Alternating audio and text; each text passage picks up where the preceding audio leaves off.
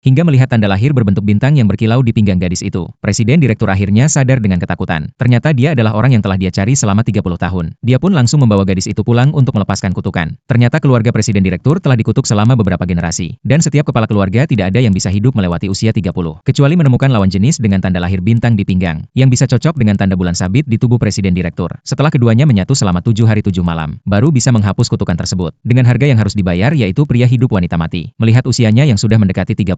Jika tidak menemukan orang yang ditakdirkan maka dia akan segera mati. Karena itu setiap hari dia mencari ratusan gadis yang punya tanda lahir di pinggang. Tapi tak satu pun yang berhasil. Bahkan ada yang berpura-pura jadi orang yang ditakdirkan. Presiden Direktur pun langsung ingin membunuhnya. Namun saat itu terdengar suara dari luar. Ternyata gadis itu didorong oleh ibu tirinya ke hadapan Presiden Direktur. Melihat ada orang lain yang datang mencari mati. Presiden Direktur langsung bersiap membunuhnya. Tak disangka tanda lahir di pinggang gadis itu tiba-tiba bersinar keemasan. Barulah Presiden Direktur menyadari dengan ketakutan bahwa dia adalah orang yang ditakdirkan untuknya. Dia pun berniat membawa gadis itu ke villa pribadinya. Tapi gadis itu langsung ketakutan dan mundur. Meski dia terus menolak, Presiden Direktur tetap mendekatkan tanda lahirnya ke gadis itu. Begitu kedua tanda itu bersentuhan, Presiden Direktur seperti kesurupan dan langsung menerkam gadis itu. Dalam kekacauan itu, gadis itu meraih pisau dan mengarahkan ke lehernya. Melihat itu Presiden Direktur akhirnya sadar kembali dan melepaskan gadis itu. Namun setelah itu dia langsung memerintahkan orang untuk menyelidiki identitasnya. Saat itu gadis itu baru keluar dari rumah, lalu mendapat kabar dari rumah sakit bahwa ayahnya mencoba bunuh diri. Untungnya berhasil diselamatkan tepat waktu. Dan yang lebih menggembirakan, rumah sakit menemukan donor ginjal yang cocok untuk ayahnya. Namun sebelum sempat merasa senang, Presiden Direktur muncul di hadapannya. Barulah dia tahu bahwa donor itu adalah hasil dari pengaturan Presiden Direktur. Dan sebagai gantinya, Presiden Direktur memintanya untuk bersama dengannya, demi ayahnya. Gadis itu pun terpaksa menerima kesepakatan itu. Pernikahan pun segera digelar sesuai rencana. Tapi gadis itu belum siap menjalani semuanya. Saat itu wanita licik yang menyukai Presiden Direktur mendengar kabar pernikahan. Dengan hati hancur dia memutuskan untuk membuat gadis itu pergi. Lalu dia mendatangi gadis itu dan memberitahunya bahwa Presiden Direktur menikahinya hanya untuk dijadikan alat. Setelah tujuannya tercapai dia akan dibuang. Mendengar itu gadis itu merasa sangat kecewa. Saat ini dia hanya ingin melarikan diri dari tempat itu. Ketika dia mulai melawan, Presiden Direktur langsung mengancam dengan nyawa ayahnya. Demi ayahnya, gadis itu hanya bisa kembali mengalah. Sesuai aturan keluarga, gadis itu harus bersama Presiden Direktur selama 7 hari 7 malam, baru bisa melepaskan kutukan. Namun suatu ketika gadis itu secara tidak sengaja masuk ke tempat terlarang. Dan saat itu wanita licik dengan sengaja menjatuhkan lampu penerangan suci, yang telah dipuja selama 30 tahun. Lalu menuduh gadis itu sebagai pelakunya. Kakek Presiden Direktur yang mengetahui hal itu langsung marah besar, dan ingin memberi hukuman berat padanya. Tapi di saat kritis, Presiden Direktur justru maju dan mengambil alih kesalahan. Melihat wajah Presiden Direktur yang pucat, gadis itu langsung merasa sedih. Padahal mereka baru mengenal beberapa hari. Gadis itu tak mengerti kenapa dia rela menanggung semua ini untuknya. Padahal diam-diam, mereka berdua sudah mulai tumbuh perasaan satu sama lain. Setelah itu gadis itu dengan hati-hati mengobati luka Presiden Direktur. Saat dia ingin bertanya tentang benda-benda aneh di ruang rahasia, tiba-tiba kutukan Presiden Direktur kembali kambuh. Gadis itu hendak mendekat, namun justru langsung diterkam dan dijatuhkan ke tanah. Keesokan paginya,